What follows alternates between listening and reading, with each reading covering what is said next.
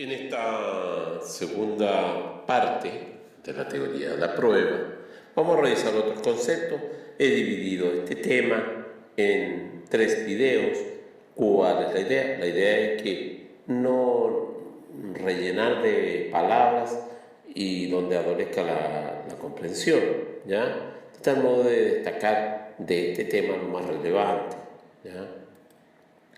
De tal modo que uno de los aspectos importante que puede preguntarse es la apreciación de la prueba. Los tribunales del fondo, los de primera instancia y las cortes de apelaciones aprecian soberanamente la prueba desde el momento en que fijan los hechos. Claro está, dicha apreciación deben hacerla en conformidad a las disposiciones legales correspondientes. La Corte Suprema, por su parte, desde el momento en que no puede modificar los hechos ya establecidos en primera y segunda instancia, solo puede, en lo que a la prueba se refiere, controlar el cumplimiento de las leyes reguladoras de la prueba. Se ha entendido que hay infracción de estas leyes cuando se admiten probanzas que la ley no permite, o al revés, se rechazan medios probatorios que la ley autoriza, o en fin, cuando se violan algunas de las leyes relativas al modo de pesar y valorar las pruebas. Entonces lo vemos esto en primera y en segunda instancia, específicamente en la Corte Suprema, en cómo la Corte ya revisa las leyes en relación con la prueba, ¿ya? Si hay infracción de las leyes cuando se admiten probanzas que la ley no permite, etcétera, etcétera, ¿ya? Ciertamente, la clasificación de los medios de prueba es otro tema clave. Hay pruebas orales y escritas. Las pruebas orales son aquellas que consisten en declaraciones hechas ante el juez, por ejemplo, testigo, confesión judicial. Pruebas escritas son aquellas que consisten en instrumentos que emanan de las partes o de terceros. También están las pruebas preconstituidas y pruebas a posteriores o simples. Pruebas preconstituidas son las que se crean de antemano antes que haya litigio. Escritura pública, por ejemplo. Pruebas a posteriori o simples son las que nacen durante el curso del juicio, por ejemplo, prueba testifical, prueba plena o prueba semiplena. Prueba plena es la que basta por sí sola para establecer la existencia de un hecho. Escritura pública, confesión judicial de parte. Prueba semiplena es la que por sí sola no basta para establecer la existencia de un hecho. Por ejemplo, prueba testifical, ¿ya? Los instrumentos, el concepto, según el diccionario de la lengua española, se entiende por instrumento esa escritura, papel o documento con que se justifica la prueba de alguna cosa. Es en general todo escrito o medio en que se consigna un hecho. La ley utiliza diversas expresiones como documentos, del artículo 309 del Código Civil, título del 1901 del Código Civil, etcétera. Todas las que debemos entender referidas a los instrumentos. La clasificación de instrumentos públicos o auténticos e instrumentos privados. Los instrumentos públicos son los autorizados con las solemnidades legales por el competente funcionario, 1699, número 1 del Código Civil. Los instrumentos privados son todos los demás, es decir, los otorgados por cualquier persona, que no son autorizados por funcionarios públicos. Los instrumentos de prueba y por vía de solemnidad. El instrumento de prueba es el que rige por la ley solo como medio de prueba del acto jurídico. Por ende, de faltar el instrumento no se afecta a la validez del acto jurídico, sino la prueba del mismo, 1708 del Código Civil, ¿ya? Los instrumentos públicos, el requisito de la definición del 1699 se desprenden 3 requisitos que deben reunir un instrumento para considerarse público auténtico. debe ser autorizado por funcionario público actuando en tal carácter, que el funcionario sea competente en cuanto a la materia, a qué instrumento se refiere y en cuanto al lugar o territorio que lo autoriza, que el instrumento se otorgue con las formalidades de la ley, por ejemplo, efectos de la falta del instrumento público en los actos en que exigió la solemnidad, artículo 1701, en tal hipótesis el acto jurídico adolecerá de nulidad absoluta, ¿ya? O para otros incluso inexistente. Eso ya es una discusión que hemos visto. Aún más, la ley establece que ni siquiera la confesión judicial tiene valor para acreditar la existencia de un acto o contrato cuya solemnidad es el instrumento público.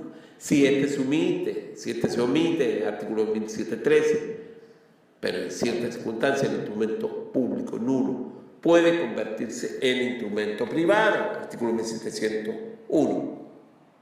Número 2. Pero para ello debe ser nulo por incompetencia del funcionario por vicio en la forma, no por cualquier causa de nulidad, como vemos. Debe referirse a actos o contratos en que la ley no requiera como solemnidad el instrumento público y debe estar firmado por las partes, ¿ya? Por otra parte, el valor probatorio de los instrumentos públicos, el artículo 1700 del Código Civil distingue entre las partes y los terceros por un lado, y en cuanto al otorgamiento del instrumento, a su fecha y a la verdad de las declaraciones que contiene. Por otro lado, analizaremos cada uno de estos aspectos posteriormente en el siguiente video. Otorgamiento de un instrumento público, dice el artículo 1700 que el instrumento público hace plena fe cuanto al hecho de haberse otorgado, lo que debe entenderse tanto entre las partes como por respecto de terceros, ¿ya? Por tanto, hay que también tomar en cuenta las declaraciones de partes. El valor probatorio entre las partes distinguimos entre la formulación de las declaraciones y la verdad de esas declaraciones. En cuanto al hecho de haberse formulado las declaraciones, el instrumento hace plena fe. En cuanto a la verdad de las declaraciones, el instrumento hace plena prueba contra las partes que la hicieron. No obstante, las partes pueden probar mediante otra plena prueba que las declaraciones no fueron sinceras. Volveremos a este punto en los siguientes videos, como les decía. El valor probatorio respecto a los terceros, las declaraciones hacen plena fe respecto de su otorgamiento y de su fecha. En cuanto a las declaraciones, no cabe duda que el instrumento hace plena fe cuanto a que dichas declaraciones efectivamente se efectuaron. En cuanto a la verdad de las declaraciones, pareciera desprenderse de una lectura superficial del 1700 que dichas declaraciones no hacen plena fe respecto a los terceros. En efecto, el Código Civil, que en cuanto a la verdad de las declaraciones, en esta parte no hacen plena fe sino contra los otorgantes. No hay tal, sin embargo, al igual que entre las partes las declaraciones se presumen verdaderas respecto a terceros, puesto que la otra manera jamás podría probarse. Ante aquellos, la existencia del acto o contrato queda cuenta de un instrumento público nada más, ¿ya? Por cierto, ahí están también los originales y las copias. El valor probatorio del instrumento público en sí mismo, tratándose del original como de una copia autorizada legalmente por un funcionario competente, artículo 342 del Código de Procedimiento Civil, son competentes para dar copias conforme al 455 del Código Orgánico de Tribunales, los funcionarios que autorizaron el original y los otros facultados por la ley, como los archiveros judiciales. Si la copia no cumple con estos requisitos, por ejemplo, un notario distinto al que lo otorgó el instrumento certifica que es fiel a dicho original, o a otra copia autorizada que tuvo a la vista la contraparte, puede obtenerla por inexacta dentro del tercer día. En tal evento deben protegerse los documentos, por ello las copias de los instrumentos públicos se acompañan con citación, ¿ya? Aspecto no menos importante. Los instrumentos públicos otorgados en el extranjero tienen valor en Chile una vez que han sido legalizados conforme a los dispuestos en el 345, ¿ya? Del Código de Procedimiento Civil. Se entenderá que no están cuando constan con las siguientes circunstancias, su carácter público y la verdad de las firmas de las personas que lo han autorizado. Atestiguarán ambas circunstancias los funcionarios según las leyes o la práctica de cada país deben acreditarlas.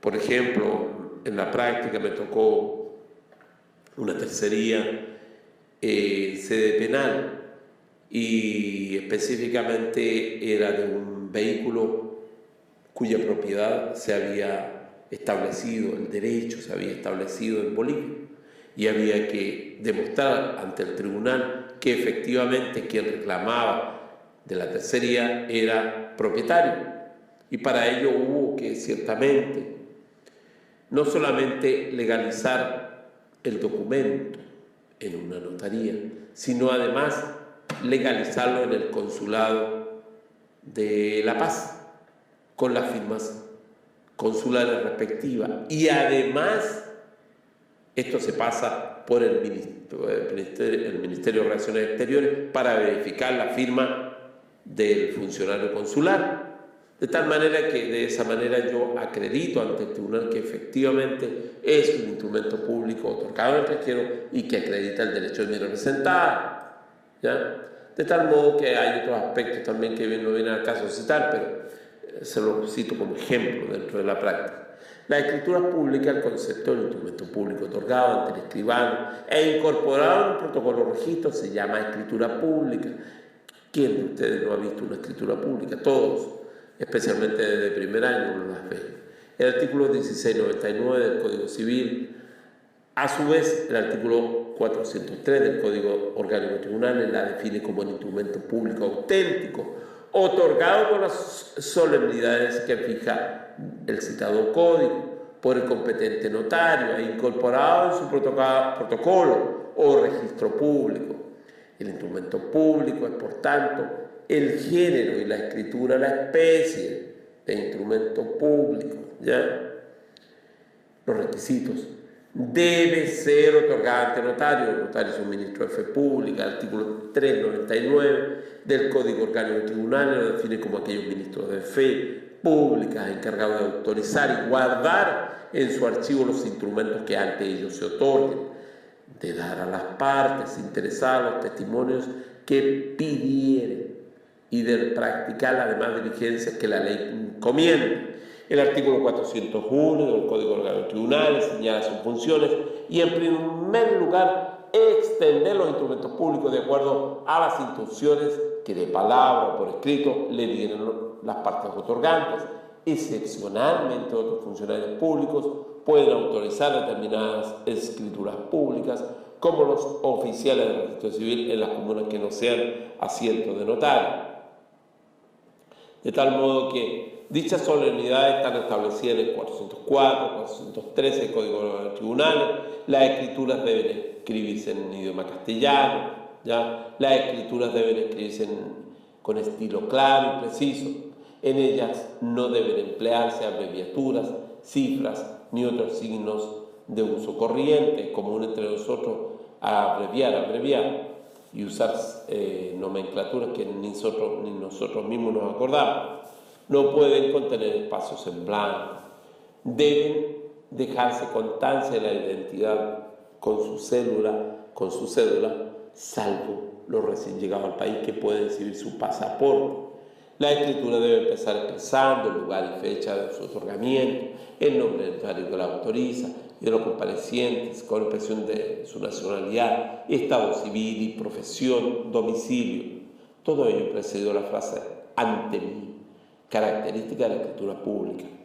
Recordemos que esto que se plantea acá yo lo podría utilizar como medio de prueba y alegar en el tribunal, pero si desconozco esta parte, derechamente no me voy a perder un recurso, un completo recurso o una completa argumentación para poder reclamar frente a una determinada situación, ¿ya? Aspecto importantísimo. Los instrumentos públicos, los requisitos de la definición están en el 1699, se desprenden 3 requisitos: deben ser autorizados por funcionario público, actuando en tal carácter que el funcionario sea competente en cuanto a la materia que el instrumento se refiere, en cuanto al lugar o territorio que lo autoriza, que el instrumento se otorgue con las formalidades que señala la ley. ¿Ya?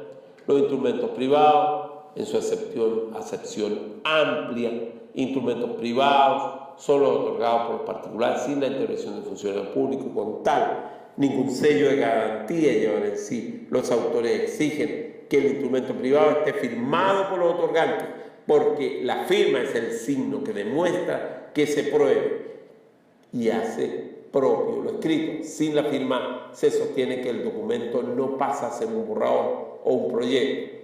Esto parece ser también la idea general de nuestra legislación, según se desprende en 1701, 1702, 1703 del Código Civil. Sin embargo, hay ciertos instrumentos en que no se exige que estén firmados, sino que solo se acredita la existencia de un escrito. ¿Ya? De tal modo que hago hincapié en que revisen sus apuntes y hagan de esto un buen complemento con los demás videos en relación al tema.